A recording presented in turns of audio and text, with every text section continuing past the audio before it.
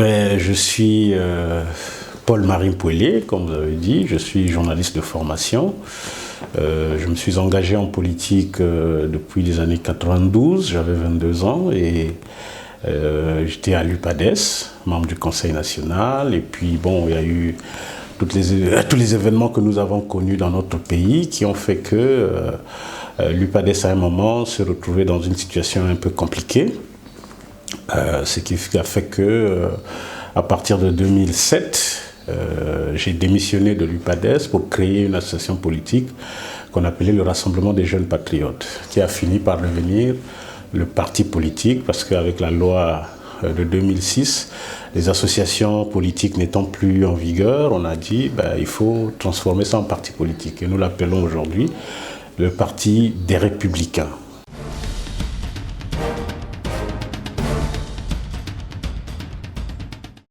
Je suis allé à la politique un peu comme par pis-aller, sans véritablement m'y préparer. Mais c'était un peu comme une obligation conjoncturelle. Vous savez, toute la période du monopartisme a été une période assez complexe en termes de préservation des libertés, de liberté de parole surtout.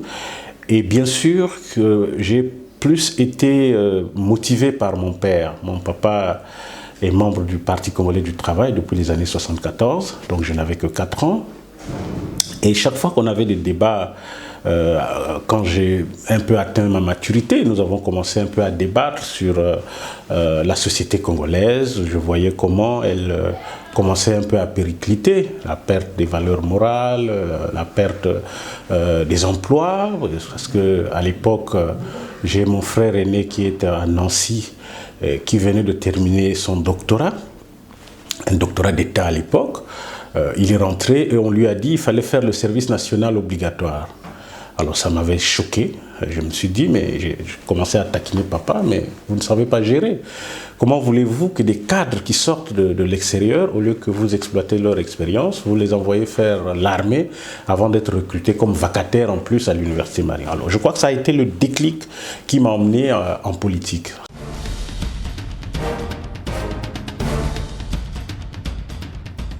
Dans nos pays, particulièrement chez nous au Congo, je ne sais pas, c'est vrai que nous avons une idéologie, nous sommes des sociodémocrates, mais je ne sais pas si véritablement il y a une influence idéologique dans nos partis politiques. Vous remarquerez que tous les partis au Congo sont pour la plupart prônent l'idéologie social-démocrate, c'est la social-démocratie. Mais ils ne sont pas nombreux qui l'exercent comme tel. Il y en a qui se comportent véritablement comme des monarchistes, alors que la social-démocratie voudrait quand même que l'homme soit au cœur de l'action politique. Et je crois que c'est ce que nous faisons, c'est ce que nous prônons nous, c'est la social-démocratie.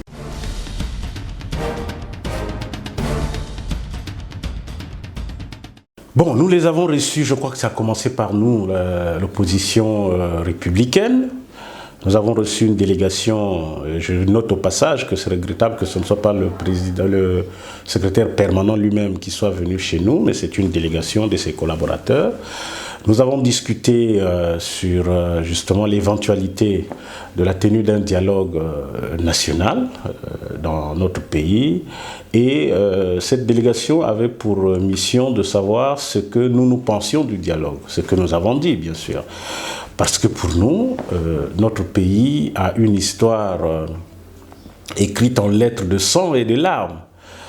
Et que chaque fois que nous sommes à l'orée des consultations électorales, le climat social se tend, le climat politique, le climat social se tend et souvent ça se termine par des événements que nous avons tous qualifiés de malheureux, que nous avons dit, pour lesquels nous avons tous dit plus jamais ça.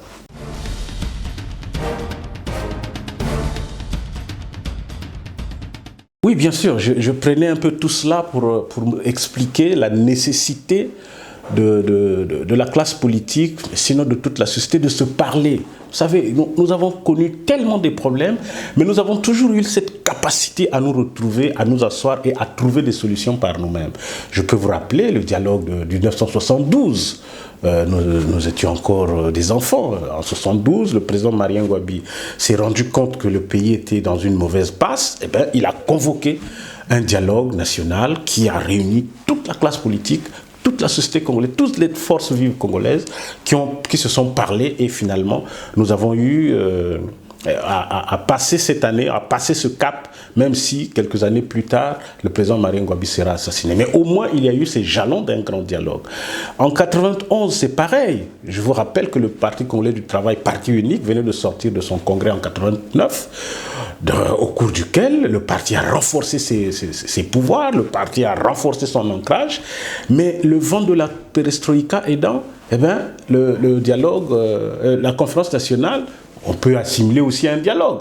C'est quand même tenu dans ce pays pour essayer de jeter les bases d'une société nouvelle, d'une société démocratique. Donc, nous avons aujourd'hui, plus que jamais, besoin de nous parler parce qu'il y a plein de situations dans le pays et il faut qu'on se parle.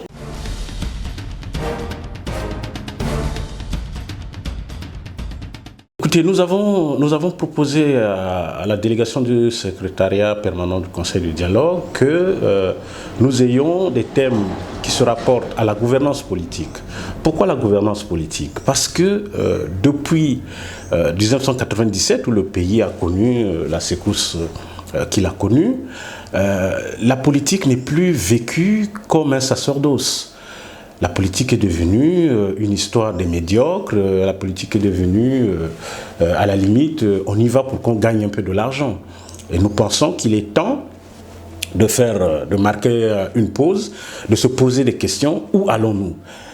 Que voulons-nous et vers où nous voulons amener notre pays? Donc nous avons un thème, c'est la gouvernance politique. La gouvernance politique suppose donc que la réconciliation nationale a l'obligation d'être refaite. L'unité nationale doit être repensée.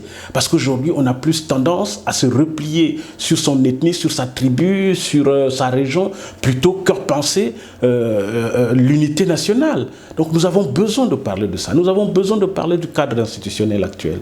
Est-ce qu'il est véritablement adapté aux aspirations du peuple congolais? Je pense que nous devrons y réfléchir. Nous avons bien sûr d'autres questions liées par exemple aux partis politiques. Vous voyez, nous sommes un pays de quelques 4-5 millions d'habitants et nous avons plus d'une soixantaine de partis politiques. Nous n'avons pas encore de propositions précises, mais il s'agira d'un débat. Nous allons donner nos positions et en face nous aurons aussi ceux qui vont répliquer. Mais je vais ajouter à ce thème, le thème sur la gouvernance économique. Quels sont les choix que nous avons faits depuis 1997 jusqu'à aujourd'hui? Est-ce que ces choix ont été porteurs?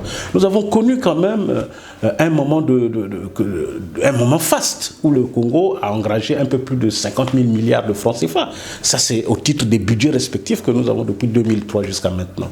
Malheureusement, quand vous voyez, il n'y a pas d'eau, il n'y a pas d'électricité, il y a des problèmes d'emploi, il y a des problèmes à l'école, il y a des problèmes de santé. Donc, tout est à rebâtir. Et nous avons besoin justement de parler de toutes ces choses et bien sûr des détournements des deniers publics. Chaque mois, dans notre pays ou dans le monde, il y a un scandale lié à la gestion des ressources naturelles du Congo et qui forcément implique les Congolais. Le dernier en date, c'est l'affaire Gouvor. Vous avez suivi qu'on a jugé la société Gouvor, le négociant pétrolier suisse, russo-suisse, et a été condamné parce qu'il y a eu des transactions mafieuses avec le Congo, avec des fonctionnaires congolais. Donc, on va parler de toutes ces questions pour que nous puissions aller sur des nouvelles bases, pour que nous puissions laisser à nos enfants, à nos arrière-petits-enfants, un pays qui soit stable, qui soit capable de parler de démocratie.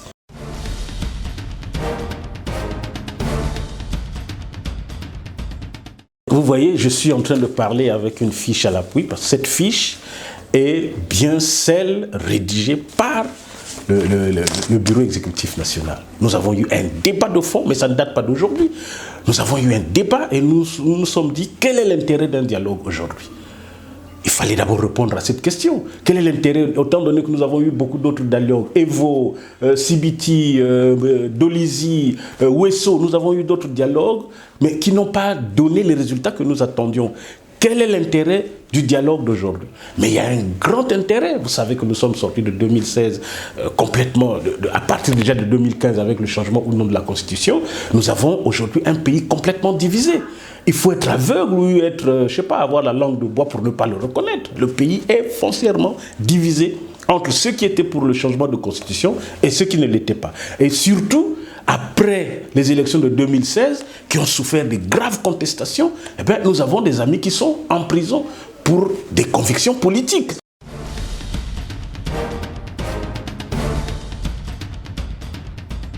Non, au centre, non. Ça peut être la conséquence de la tenue du dialogue. Au centre, non. On ne peut pas lier le destin de tout un pays, l'avenir de toute une nation, au sort d'un individu ou de 2 ou 3 individus. Non, pas du tout. Mais nous avons, dans le cadre de notre thématique sur la gouvernance politique, nous avons posé ce problème, qui est un problème lié aux libertés publiques. Si on ne peut pas parler dans ce pays, si on ne peut pas se présenter à une élection présidentielle parce qu'on craint d'être poursuivi par la suite pour atteinte à la sécurité de l'État, non, nous disons justement c'est à partir du dialogue que toutes ces questions devraient être déballées pour que nous trouvions des solutions qui perdurent, des solutions qui soient pérennes et non pas le provisoire qui souvent dans notre pays met beaucoup de temps.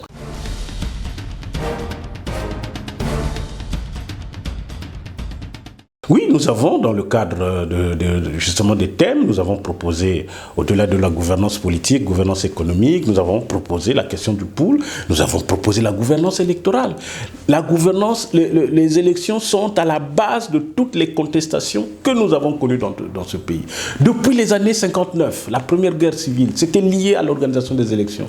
À 93, c'était lié à l'organisation des élections. 97, ainsi de suite. Tout ce que nous avons connu comme histoire sanglante, c'est souvent lié aux élections. Donc, nous estimons qu'il y a une place de choix à la gouvernance électorale. Et bien sûr, la question du pool doit être une question importante. Pourquoi on se permettrait de dire pourquoi toujours le pool?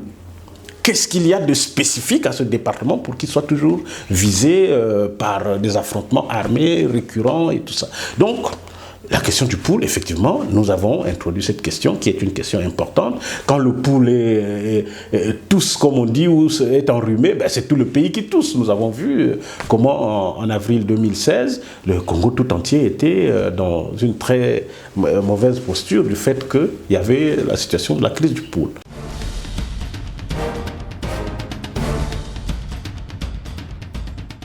Nous estimons qu'il y a nécessité de moraliser la vie publique. Il faut que les hommes politiques aient une certaine éthique. Je ne voudrais pas m'aventurer dans cette situation qu'il y a eu ou qu'il y a au sein de l'UMP, le parti de mon frère et ami Elvis Okombitsa-Lisson, mais je ne veux pas m'aventurer là-dedans, mais je dis ce qui est arrivé est malheureux et c'est à condamner. Il faut que, quelles que soient les situations, il faut d'abord qu'on sache qu'on a une grande responsabilité. Quand on est député, on n'est pas rien, on est quelqu'un, parce que c'est le député qui vote la loi à l'Assemblée nationale, et la loi qui s'applique à la société congolaise. Donc on a une grande responsabilité. On devrait faire preuve d'une grande maîtrise de soi avant de tomber dans... Je sais qu'il a dû être amené à bout, comme on dit. Il était tellement frustré d'avoir créer un parti politique, et puis se voir un peu ce parti pris par d'autres individus. Mais un parti, ce n'est pas un bien privé. Et ça doit être compris.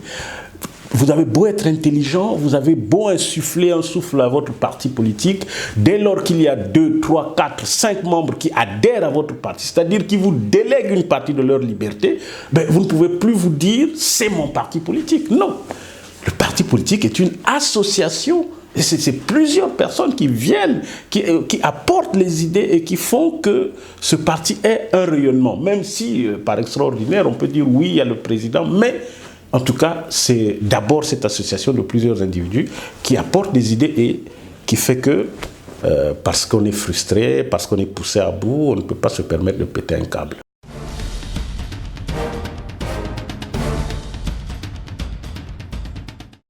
c'est un incident mineur. On ne peut pas ne pas poursuivre.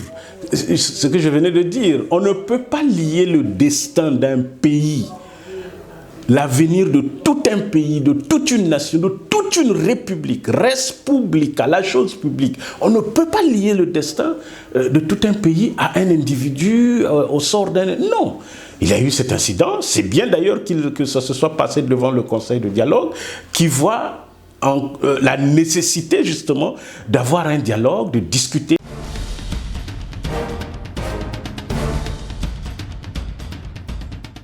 Dans tous les pays du monde, en tout cas même dans nos pays en Afrique, la diaspora a même un droit de vote.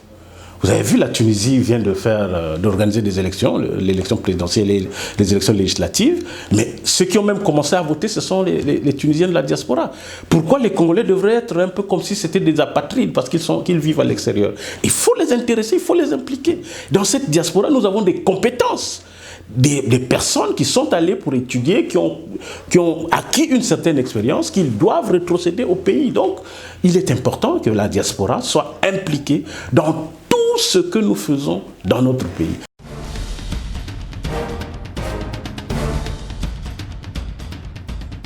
Je ne suis pas partisan de l'unanimisme. Je pense que nous avons chacun une sensibilité, chacun un tempérament, chacun un vocabulaire, chacun une culture. Ce qui compte, c'est que nous puissions chacun placer l'intérêt du Congo au-dessus de nos intérêts égoïstes. Donc, ce n'est pas parce que l'opposition ne parlera pas d'une seule voix qu'elle ne sera pas entendue. Je pense qu'on peut se retrouver à ce dialogue, nous avec nos arguments, la majorité avec ses arguments, mais le tout, comme je l'ai dit, c'est de reprendre les phrases du président Lissouba qui disait qu'il faut donner la priorité au Congo. Donc ce qui est important, c'est que nous allions à ce dialogue pour parler de notre pays, pour voir comment on peut le sortir de cette situation qui n'a que trop duré. Nous sommes à 60 ans bientôt de notre indépendance. Est-ce qu'on peut dire qu'on est indépendant? Non. Est-ce qu'on peut dire qu'on est... Oui, il y a une certaine souveraineté, mais vous voyez bien que l'Afrique francophone, surtout l'Afrique centrale, est toujours un peu sous le joug du colon. Donc il faut aller à ce dialogue pour se poser des bonnes questions pour l'intérêt du pays et non pour le positionnement personnel.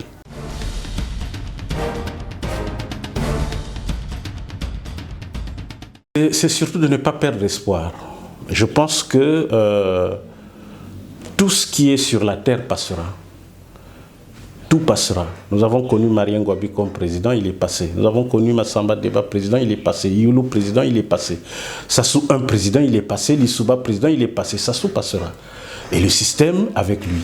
Et je pense qu'il est important pour les Congolais de garder espoir, mais surtout d'être vigilants vis-à-vis de leurs droits. On ne peut pas vivre dans un pays, je crois que vous êtes venu ici à Amphilou où nous habitons, vous avez vu l'état de la route. Mais pourtant, les Congolais, le sous-sol congolais a engrangé des milliards de francs CFA. Qu'est-ce qu'on fait avec cet argent? C'est la grande question que les Congolais doivent se poser. Qu'est-ce qu'on a fait avec tout l'argent que nous avons eu dans ce pays? On nous a dit qu'on a fait des routes. Finalement, ça se révèle être des routes d'emprunt. On vous dit non, non, vous avez emprunté de l'argent. Mais alors, qu'est-ce qu'on a fait avec tout cet argent qui était budgétisé? Ce n'est pas de l'argent qu'on... non, non, on a entendu parler. Non, c'était inscrit dans le budget. Alors, qu'est-ce qu'on a fait? Donc, il faut appeler les Congolais à la vigilance, à l'éveil de conscience, à ne pas, surtout, à ne pas casser l'unité nationale. Le Congo est un pays, un seul, il est unique et indivisible. Mais il y a certainement ceux qui sont là, qui sont en train de gouverner le pays et qui ne le font pas bien. Ben, il faut les rappeler à l'ordre pour dire, attention, le pays est un bien commun, il faut faire ceci, il faut faire cela, pour le bien de tous et non pour le bien d'un seul individu.